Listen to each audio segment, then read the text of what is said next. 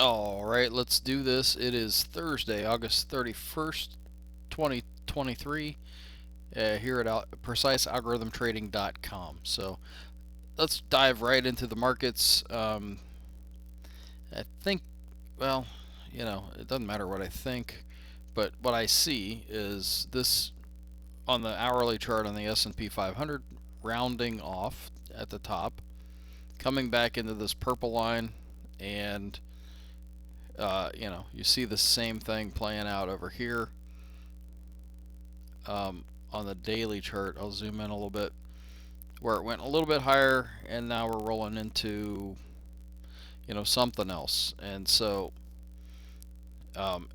if you haven't seen this before,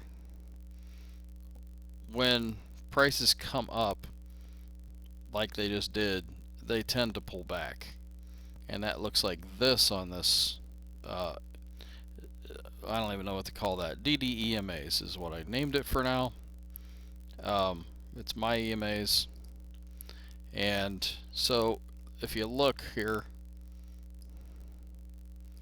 right in the middle, if I can get this thing to zoom in, right here, that white line pulling back into the green there makes a ton of sense. And what's that going to look like? Well, it could be down into this.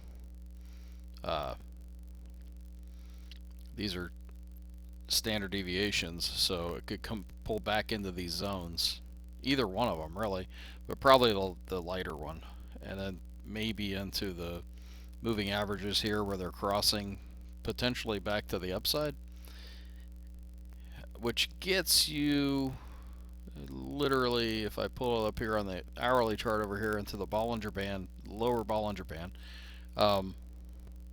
you're in that zone. So, and that looks like even after these breakouts of these two different downtrend lines, potentially where we could go without destroying the new potential uptrend. Alright, not that one. Let's look at DJI. So the industrials have pulled back. They've done that about face. They're not green here. However, the Mozones indicator is like the right things are on top, and the other one looks like it wants to switch up. And this would be a place where really the Dow should start to stabilize if this thing wants to go sideways to up. Not to say it can't pull down a little bit and then start to trail off. And then I've got this set up. I've had it for a long time, but it's kind of handy. And this indicator is not mine. It's actually on a website called funwiththinkscript.com. Shout out to those guys. It's Robert Payne's the guy's name. But this is a parabolic curve that literally draws itself. And you can see on the hourly chart here that it's going down. But at some point, and I don't know the math behind it, when this thing starts to point back up again, this thing will flip and it'll get back in line. Unless this thing totally rolls over, it'll get back in line with the daily chart, which is on the left. So this thing is prognosticating a higher price on the daily chart, and not to mention it's trailing off to zero down here on the hourly. So I'm expecting a pullback and actually a retest of this area where price has been, and then probably a reversal. I know I haven't shown you that one very often or much, but it kind of works today.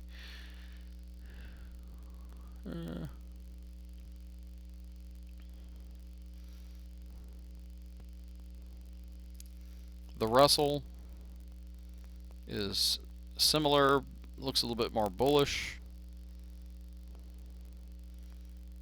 and that one could be fun because it looks like it's ready to bounce.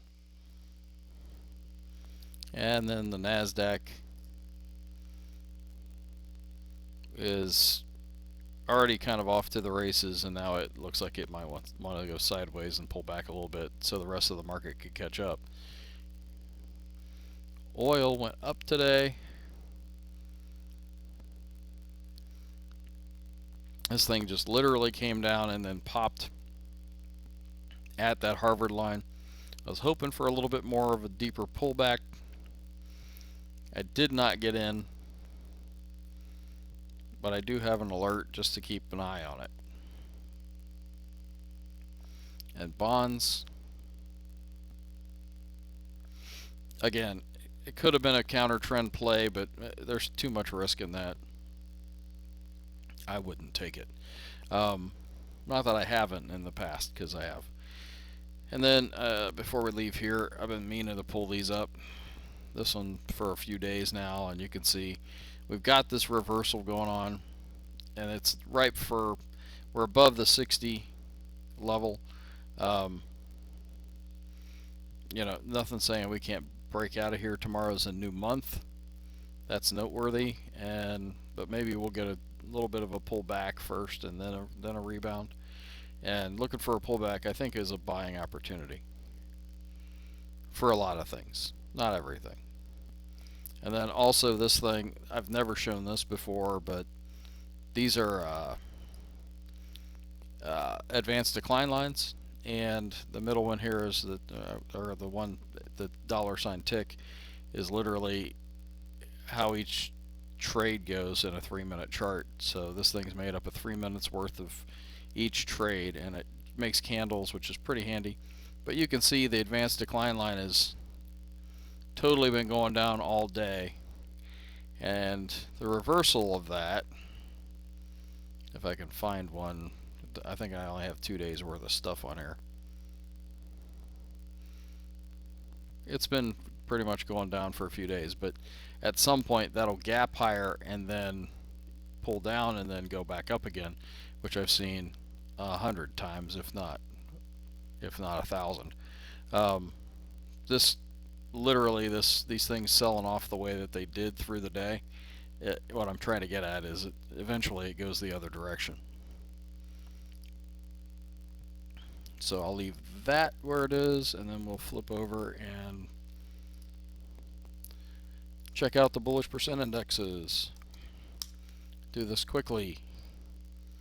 The industrials didn't move. The NYA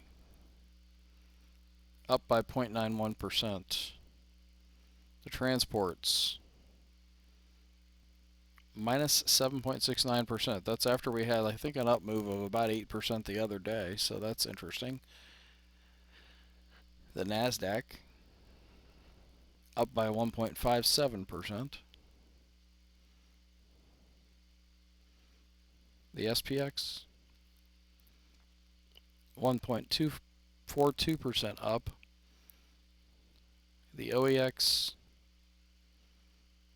1.82% up, and the NDX tacked on 2 new X's today. So the NASDAQ still the strongest thing.